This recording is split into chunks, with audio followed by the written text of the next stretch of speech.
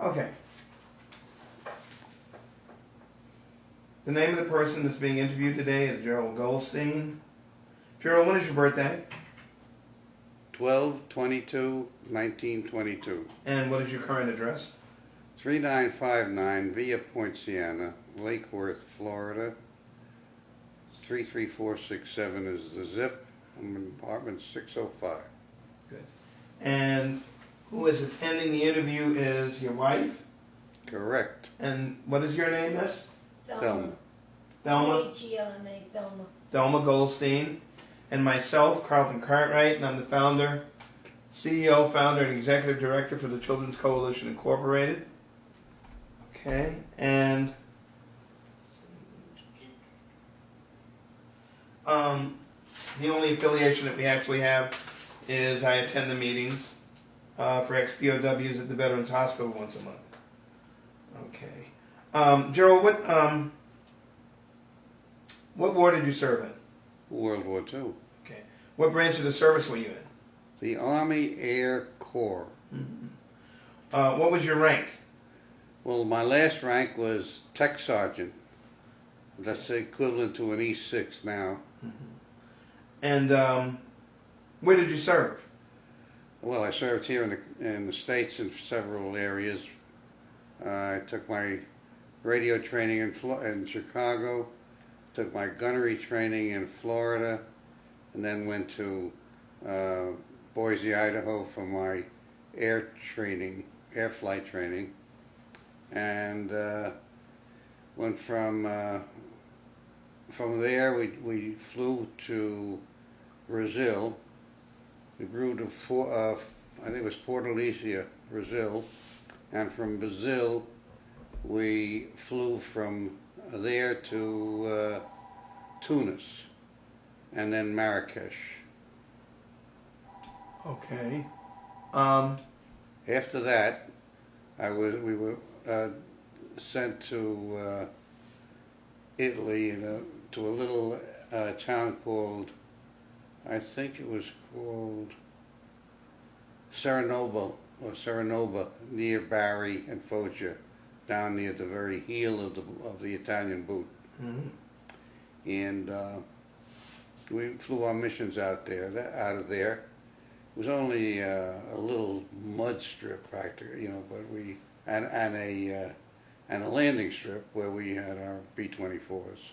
I flew a B-24. Took my training in a B-24. That's popularly known as the Liberator. There's very few of them left. Okay. Were you drafted or did you enlist? No, I enlisted. I was very anxious to fly. Where were you living at the time? In Brooklyn. Mm-hmm. In Brooklyn. When I enlisted, they sent me to Camp Upton for my initial indoctrination, and then to Florida for basic training. Okay. Why did you join? Well, I was very patriotic. I wanted to help the war effort, and I wanted to fly. I thought it would be a way to help my country and help myself. Why did you pick the service branch that you joined? I guess I was influenced by all the movies, the great air movies, the great combat movies, and I just had the desire to fly. I wanted it. Do you recall your first days in the service? Oh, yeah, I recall a lot, and then I forgot a lot. Okay. A lot of my memory I just blanked out, and I do remember my first days. It was cold as hell. Tell me about your boot camp training experience. What did it feel like? Well, down in Florida, it wasn't cold. Right. It was hot. It was good. I mean, we lived in a hotel, the President Hotel. And What year was that? That was in 43. Okay. The end of 42, early 43. Right. I think it was the end of 42. And then we did our calisthenics on the beach, and we did all our training basically on the beach. And I wasn't there very long because I was sent up to Chicago for radio operator training. There we lived in the Stevens Hotel. It wasn't luxurious because there was like 8 of us in a room, you know. Right.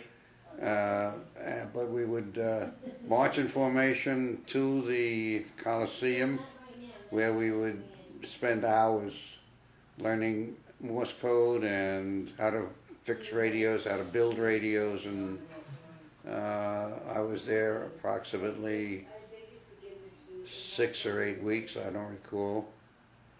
And from there I volunteered for gunnery school. And then I was sent down to Florida, Fort Myers, Florida, to take gunnery lessons. There we learned everything about a 50 caliber machine gun and a 30 caliber machine gun. We took a lot of practice, a lot of training, a lot of shooting. We shot shotguns to get our perspective and learn how to lead items in the air. And we took training in an open cockpit plane, shooting at targets flying near us. And it was a very interesting and exciting time for me. At that point, I think I remember a lot about this early part. We went on by train. Thelma, you're killing me. So, Sorry. Go ahead. by train, we went to Utah, Salt Lake City, where I'm They- sorry. they Okay. filmed a crew. And we didn't form a crew there. I believe they just, I don't recall. But I was sent from Wendover Field to Boise, Idaho. And there was where I met my crew. Okay. And that's where I took my B-24 training, air training. And we spent several months flying all over the western area, from California to Colorado and all through Utah, all through that area. From there, after our training and after we were promoted all to sergeant, that's a regular sergeant, or a staff sergeant. We flew from, as I told you before, we flew from Boise, across the country, down into Florida. We landed at Homestead Field, and then from there we went to Fortaleza, Brazil. I think it was Fortaleza. Stayed there a few days and then flew across the Atlantic to Tunis. In Tunis, we didn't stay in Africa very long. But we did fly over the Mediterranean, over the Mediterranean, and on so-called submarine patrol, which was just further exercising our skills. And then we went from there, we flew to Italy, which was our permanent base. And that was where the fun began, the combat began. Right. And it was not fun. It was never any fun. I was shot down. Well, I was not shot down. My plane got hit by another plane in our squadron. We flew in a sort of loose V-shaped squadron. V-shaped formation. One plane in the lead, one on each side at different heights, and the plane on our left, for some reason, I think he got hit by flak, and blew up into us. And of course, it knocked our airfoil to pieces, and we immediately started dropping this was the most harrowing and devastating experience that I've ever had. We were falling. Our parachutes were not hooked to us. We had them on the floor to prevent the flak from coming up through the floor. So we were just pinned to the floor by the centripetal force and couldn't move. Later I learned that the pilot was sitting in his chair and the side of his cockpit had been totally torn away. And he was just sitting there and unable to move, except that it took a few seconds or maybe 20 seconds or so for us in this free fall. And he decided to pull back on the yoke, which he did, and it straightened out. The plane straightened out. That gave us an opportunity to get on our feet, put on our chest packs, and then I had the ball turret, a guy named Childs, was stuck, but there was a manual release for him. The hydraulic system was all shot out. Right. So I pumped him up, and he got out. I helped him out, and then we stood there looking at each other. You know, what are we going to do? The plane was flying at a level pace. And then the fire started. Flames started to come out, and that was the signal. We just jumped.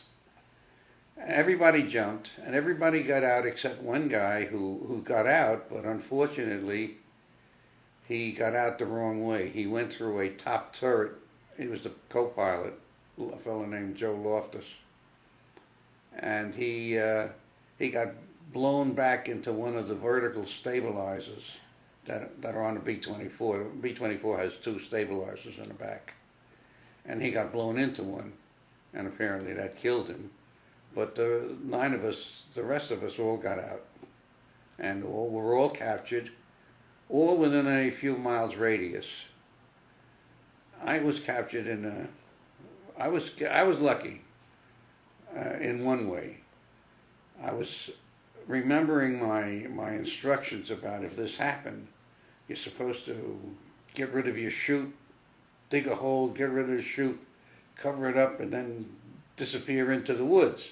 Well, that was all fine and good on paper, but I was following the instructions, and I had a knife, and I was digging a hole in the ground to get rid of the chute, and I had this strange feeling that somebody was looking at me. And they sure were. I turned around, and there was a squadron of German soldiers just staring at me, about 40 of them with their guns pointed right at me. And I figured, well, this is the end. I'm a Jewish boy, shot down in Germany. I'm gone. Right. I just sat there, and they came and they took my stuff, and they were laughing because I had a big 40-inch, a big Bowie knife. That was maybe 8 inches, 10 inches. We had the packs had money in them, you know, foreign money, Czechoslovakia. We were shot over Yugoslavia. I don't think I mentioned that. We were on a what they call a milk run, and it was over a marshalling yard. We had just dropped our bombs when this collision occurred. Right. And we were turning off the target. And anyway, they got me on my feet. I didn't realize until then that I'd broken my ankle. Oh, okay. I didn't feel any pain. I mean, the adrenaline was just shooting through me. And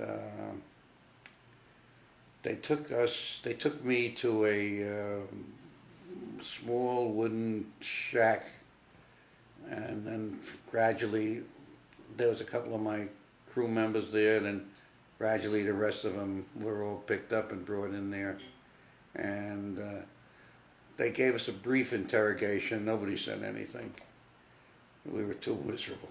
And then I think that, well, while I was there, a German doctor or a Yugoslavian doctor, I think it must have been one of the Yugoslavs who attended to my knee.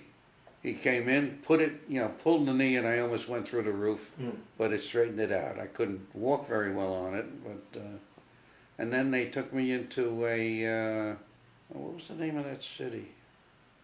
It's very popular. Zagreb, a hospital in Zagreb, where they taped up my ankle, and apparently it was only fractured, and I was able to get around on it. Is this boring you? No. Okay. Well, they then sent us to Germany. We got loaded into boxcars, and we traveled all through Europe, Yugoslavia, Hungary, Germany. At night, it took several days. At night, they would take us out of the train and put us into bomb shelters. Bomb shelters would dig holes in the ground, that's all. Big trenches in the ground. Because the British were bombing that area at night. And finally we got to Hamburg, Germany. That was where the main Air Force, Air Corps Interrogation Center was. Hamburg on the Main. And there we were separated. The officers, the commissioned officers, were separated immediately. They went one way, and the non-commissioned, our guys, and me, went another way. And we went to this Hamburg interrogation center. We were put in isolation, and I was there. It was, it was clean, painted white. There was nothing in there but a bed, and you used to go crazy. But once a day, they would come down and go through the routine of asking you where you came from, what your name is, what your rank, serial number, blah blah, what base were you in, what was the name of your squadron, and of course I didn't answer, they would go out in the hall and say, "Here's another one to clean up Frankfurt," and this went on for several days, and then finally they took me to an office where there was a captain, I guess, or maybe a lieutenant, and his aide, and they went through the same routine of asking me questions, and I went through the same routine of writing name, rank, and serial number. And he said, "You really don't have to," he spoke perfect English. He said, "You don't really have to tell me anything about it. You were in such and such a squadron, you were in such and such a plane, you left from at such and such a time, you were shot down at such and such a time. I know all about your squadron. Your commander was so-and-so," and they did. He knew everything about our squadron. Right. Then from there we went to Stalag Luft 17, the one that was made famous by that movie. Right. And I was there from April of 44 till April of 45, and it was pretty bad. We didn't have any food to speak of. We would get a ration of water in the morning, hot water in the morning, with which you could either shave or have tea or coffee, which was supplied by the Red Cross with parcels that was supposed to come weekly, and came maybe every 6 weeks or so. And I mean, the German people were starving, so they stole it. And the camp conditions were three bunks high, as you may know. Some cold in the winter. We went to Krems, Austria. It was cold in the winter, hot in the summer, and we had to, as non-commissioned officers, we were not allowed to do any work outside of our own groundskeeping Mm-hmm. because of the Geneva Convention had so said in their articles.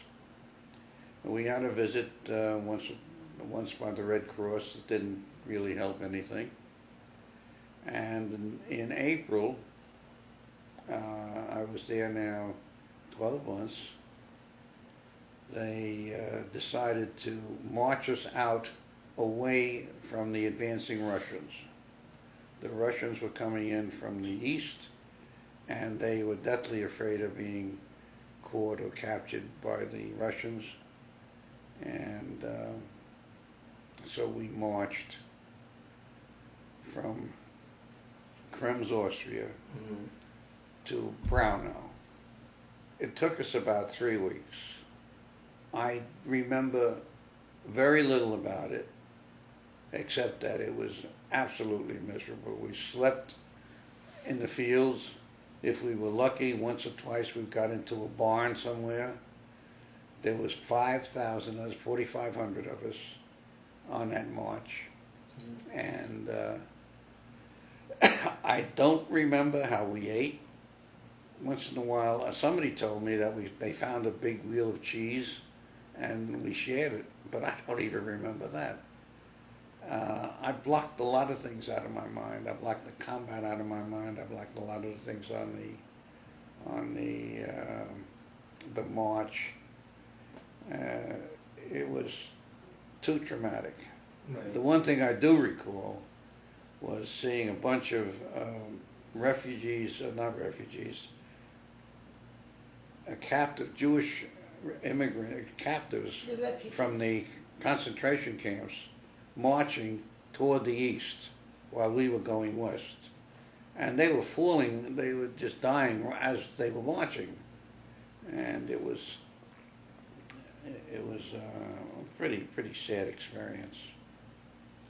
We wound up in the woods in Braunau, and there was I was a city kid, so I didn't know very much about living in the woods. But there were friends of mine, that we traveled together. We were in the same area in our barracks, and they knew how to put lean-tos together and try to keep us out of the rain. It was just miserable. And at one point, a tank came rolling up into our camp. Right. It was one of Patton's tanks that were moving to meet the Russians, and he stopped at our camp, went to speak to the commandant, came back, got in his trunk, got in his tank, and said, "Men, you're free." And then he got back in the tank and drove away. But the Germans still had their guns and everything, so we just didn't know what was going on. Right. However, the next day, trucks came up with food and clothing and blankets, and we were liberated. Right. That was, and then from there we went to France, camp called Lucky Strike in Le Havre. And What did the Germans do the next day? I don't know what they did. We all swarmed into the little towns that were around there, Right. trying to grab food, whatever we could. Right. I do remember that we went into, a couple of guys that I was with, went into a bakery, and it had been pretty well cleaned out before we got there. Uh-huh. But there were some crumbs of bread that we got. Yeah. Some of the Germans, some of the guards received punishment from the guys. They they had not been particularly nice to us in camp. Right. And so these guys were beaten up, and most of them just disappeared. I don't know what happened to the commander, but I do know that I was very happy to see those trucks the next day. And the first night we slept in a factory, and it was, you were solid underground, undercover. It was so pleasant because we froze. We froze on that march. It was bad. What time of year was that? Winter? April, May. Oh, okay. Yeah. Still cold. But it was in the mountains. Yeah. And it was cold. I understand. I mean, I woke up every night or every morning with frost over me. It was. It was.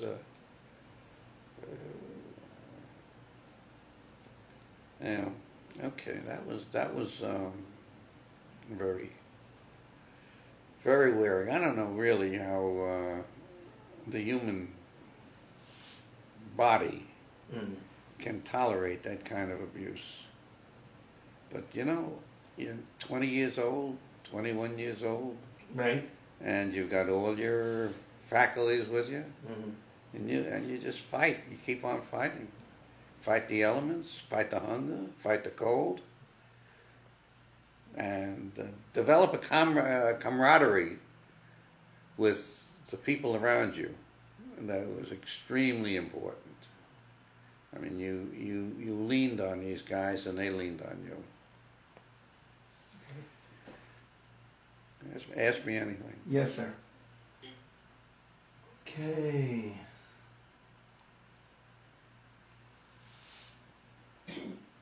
Let's just go back for a minute. What was your... Okay, well, we wouldn't really need to... what was your... Were you a flyer? Were you a... No. I was a radio operated Radio. gunner. My dad was. I was a radio operated gunner. Before we reached the target area or hostile territory, I was in the radio seat up front, Right.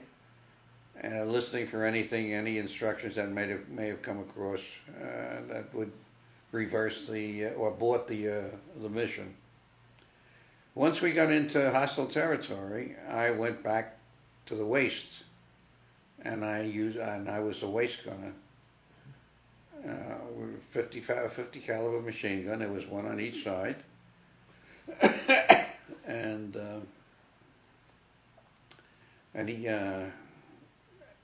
we had to fend off any attacking airplanes that came to us. It was I think they credited me with a half a plane, but I don't remember. Okay. You're just so charged up in that situation. Right, I bet. Besides, how large was your unit? I know there was 9 or 10 of you assigned to the plane. Yeah, there was 10 assigned to each plane. Right, but how large was your unit? Well, there was a squadron. Okay. And I don't know how many planes were in that squadron. And then there was a group.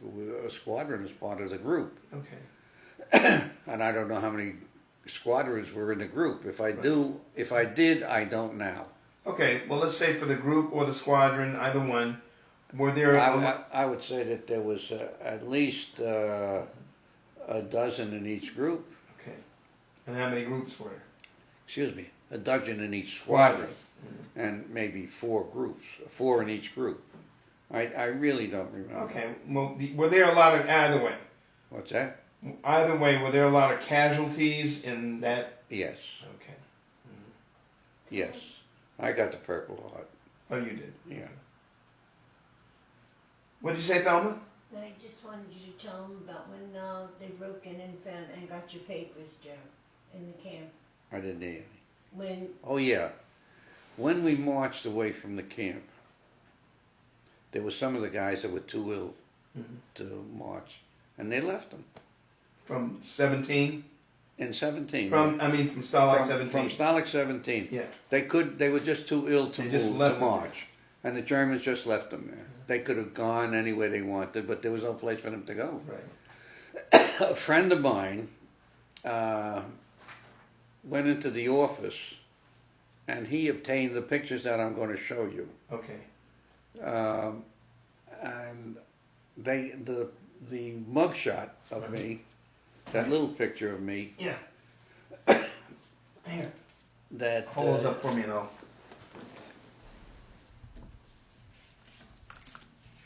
oh, where is it? Got it. Oops. Sorry about that. Good. Let's see if I can get that. Hold on. Let's see.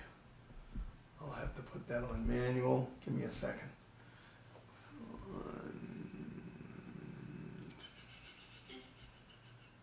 Bingo.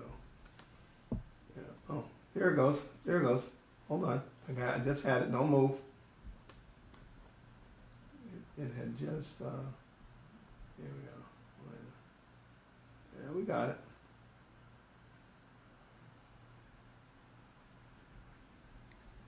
Get that a bit sharper. Oh, that's good enough. Okay. Yeah.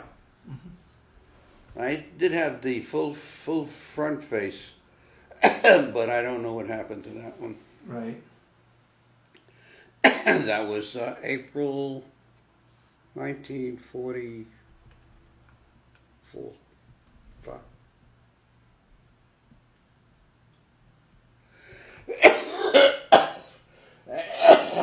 You okay? Yeah. Couldn't have been 45. Anyway, What is the other one? Oh, that wasn't one of theirs. That was my picture that the Army took for us, Uh-huh. and this is the picture of my crew. See. I have better pictures of this than the copies that I made, but this is the original. Don't hold that for me. Hold that for me. Let's see. Oh, there we go. Beautiful. Got it. Right on it. Right on it. Okay. Good.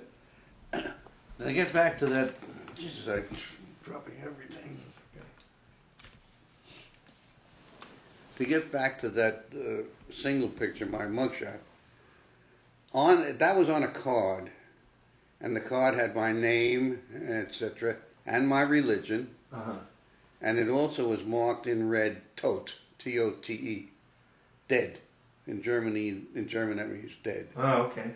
Tote was on every card that had a Jewish name. Mm. We were supposed to be shot. We were supposed to be killed. All the Jews were supposed to be killed.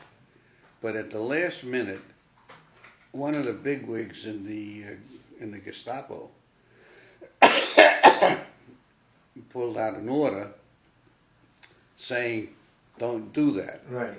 because he knew the end was near, and he thought he would gain some favor by not killing these Jewish soldiers. Right.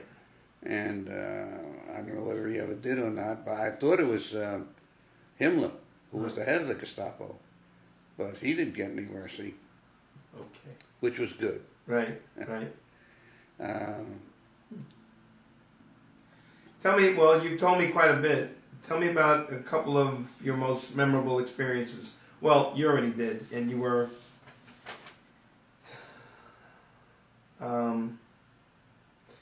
So, let's pick it up again about when you were freed. The next day the trucks came. You got something to eat. right. What happened after that? Were you and you said you already told me you were awarded medals and citations. You got a Purple Heart and what else?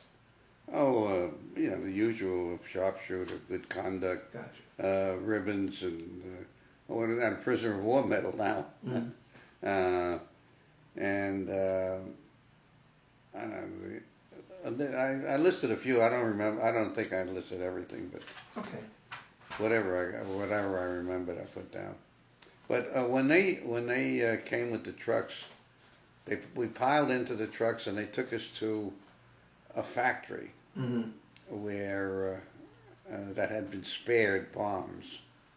It was I don't remember what the factory was, but it was high rise, maybe 6 or 8 stories high, and big, huge. and we bivouacked in there that night. We had food. We had K rations. Everybody got sick. Gorging on bacon and things Right. that we hadn't had for over a year. Right.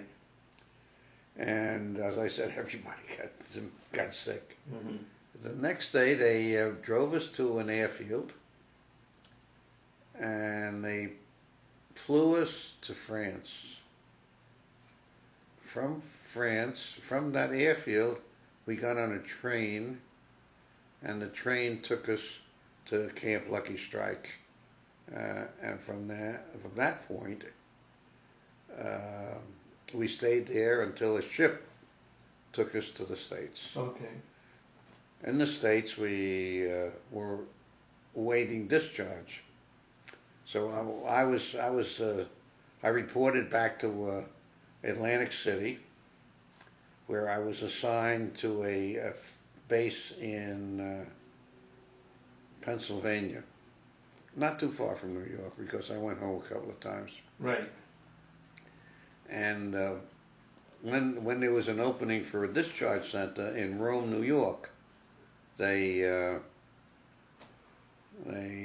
transferred me up there, and then I was discharged from Rome and came home a hero.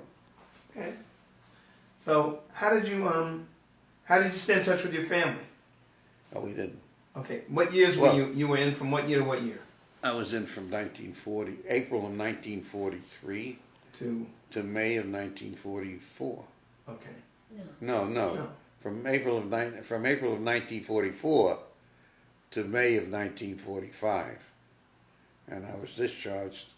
I was still in the Army until October or November, Right. in various places. So you weren't able to stay in touch with the family. No, I didn't get in touch with my family until I got back to the States. Ordinarily, besides the POW segment, did you have plenty of supplies? You mean at our base? Yeah. Yeah, plenty of supplies, Okay. plenty of food. How was the food? Food? Well, as a flight crew member, we had a little bit of a status. We could go to the mess tent any time of the day. Right. Of course, we would fly missions.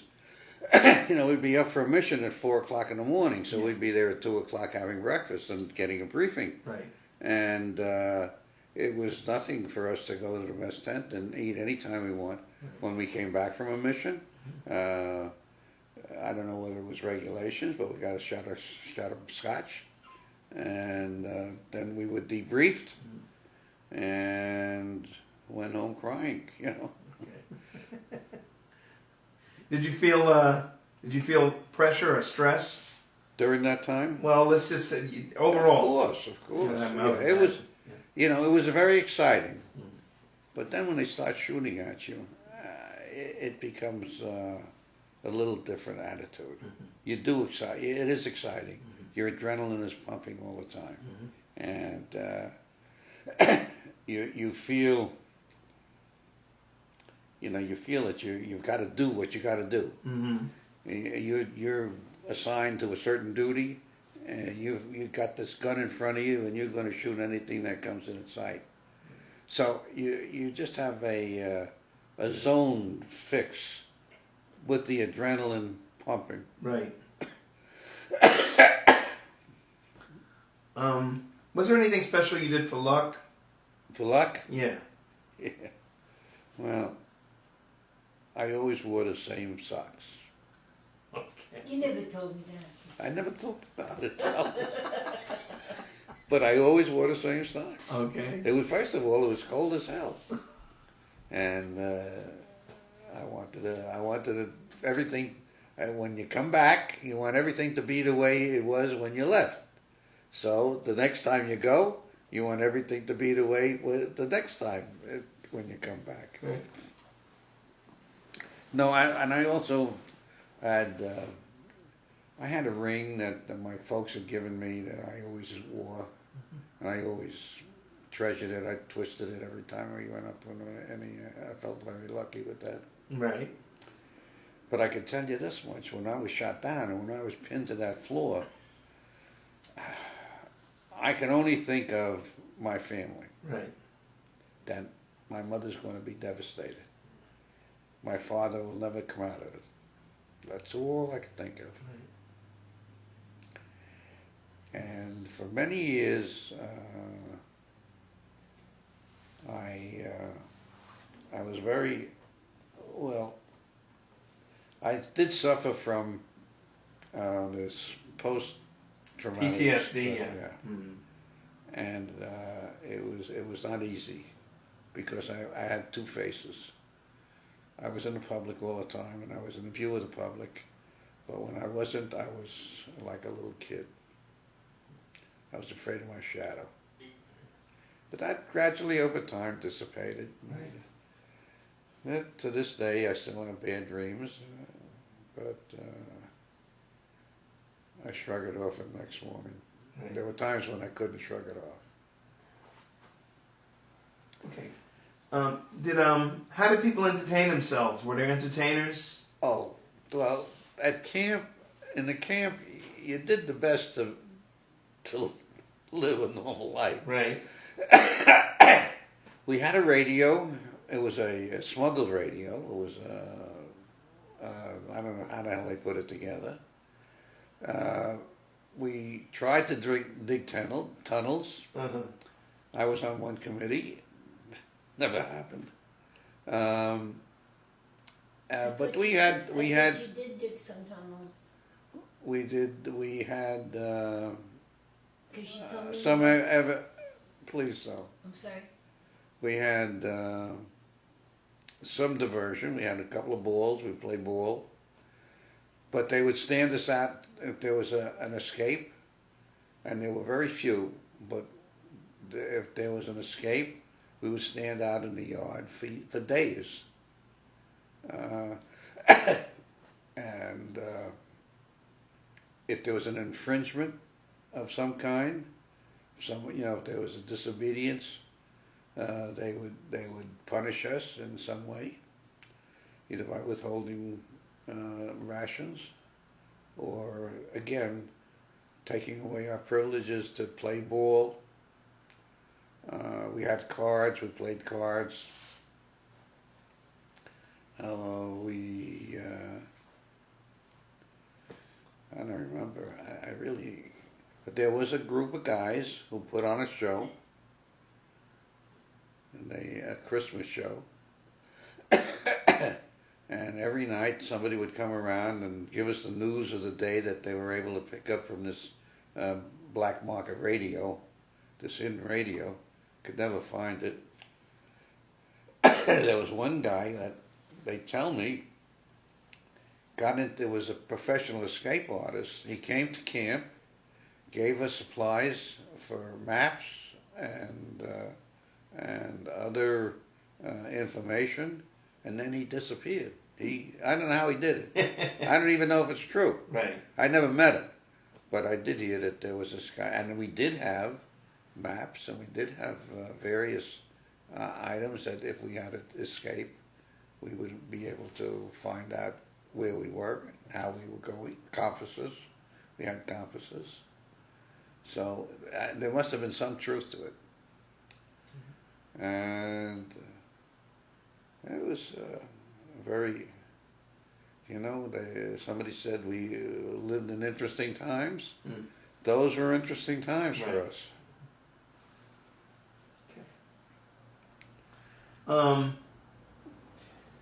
Did you get any leave while you were in the military? Oh, sure. Oh, okay. What did you We do? got, when I came home, I got a 60-day leave. Oh, okay. And I got my back pay. The first 2 weeks I was home, I didn't even walk out the house. I was just so traumatized.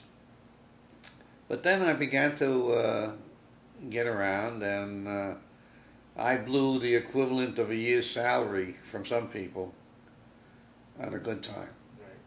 And I had a good time. I went to a lot of clubs in the city during that leave. I had a wonderful time. In fact, I was home when VE Day was declared, Okay. and I was in Times Square having a ball. I was so drunk I don't remember what happened. But I know I was very thrilled about that, and I don't know. Okay. Carlton, Yes, sir. I think we've covered the bases. Okay. Just a little bit more. We're almost done. I'll just skip to what did you think of your fellow officers and your fellow soldiers? And then after that, we're just gonna just a couple of little things. Well, the group that I was, the crew that I was on, I loved. I loved them. Okay. There was one or two that I didn't love particularly, Okay. but in the main, we did a lot together, and we were pretty close. Actually, I made better friends in prison, because there, I don't know, it was such a matter of survival there. It was a grinding thing. In combat, it's instant. In a prison camp, it was a grinding, grueling, day in, day out effort, and you got pretty close to people. Right.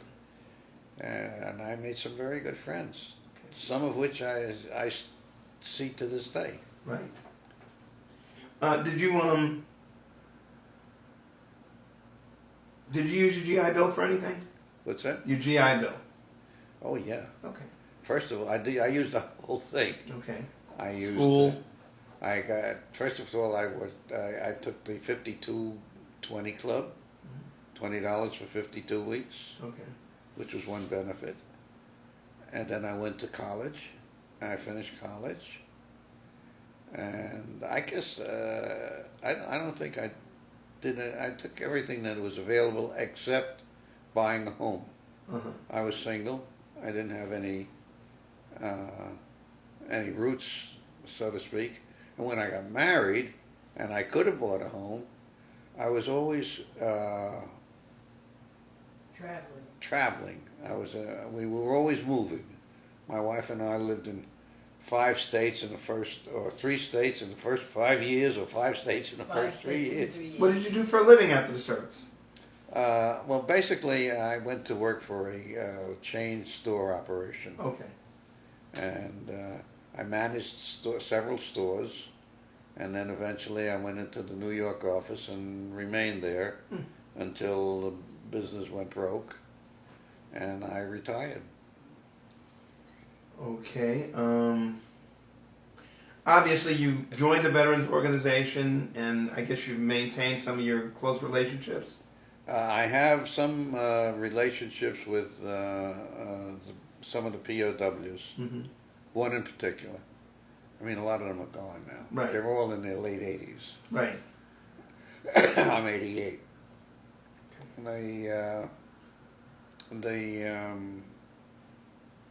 People, I didn't join any real service organizations, except the ex-POWs group here in West Palm. West Palm. Right. But I do contribute to almost all of the veterans groups Okay. each year. And the VFW, the Veterans of Foreign Wars, the disabled veterans, the Jewish war veterans, and there's one other that I always contribute to. I don't know, whatever. Okay. I'm not a joiner. Right. That's all part of that post-traumatic stress disorder. Gotcha. Did your military experience influence your thinking about war, about the military in general? It did in 2 ways. At first, I could not even think of anything about it. I didn't want any part of it. I was very disheartened with the military. But as the years progressed, I began to have a great respect for the men. Not because they were out fighting or helping our country. That I appreciated, of course. But the character that they build in the development of boys into men, I came to admire greatly.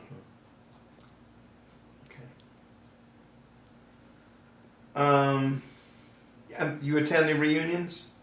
Yes, in the past few years, I've attended them with my wife. We've had some. You see, when you attend a reunion like that, you don't hear anything until you say, "Tell me your shot down story." I mean, this is all Air Force people, and then they'll tell you the shot down story. You know, like I told you. Yeah. That is the most vivid memory, despite all the combat. Right. That's the most vivid memory that you have. And it's unfortunately each year we lose 4 or 5.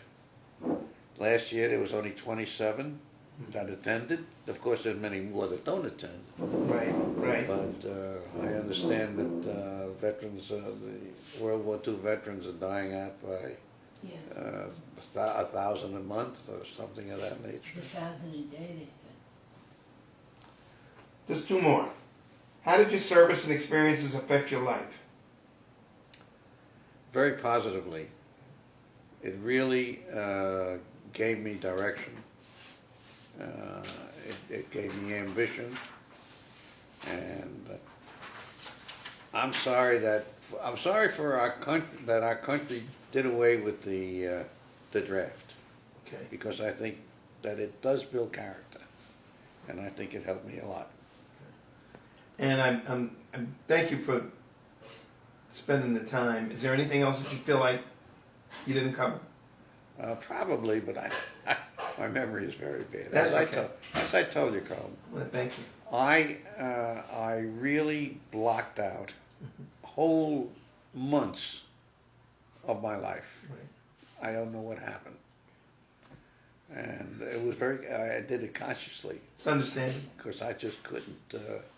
I couldn't take it if I dwelled on it. Right.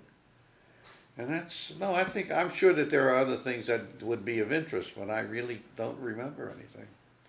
Don't worry about it. I mean, you don't want to know about my trip to Paris when I was in Camp Lucky Strike. Or the great time, the time that I wound up in jail because I was in a barroom brawl in Salt Lake City. I mean, you don't want to hear things like that. But they were all part of the character, I part got of the you. building. Well, thank you very much, Gerald. Thank you very much.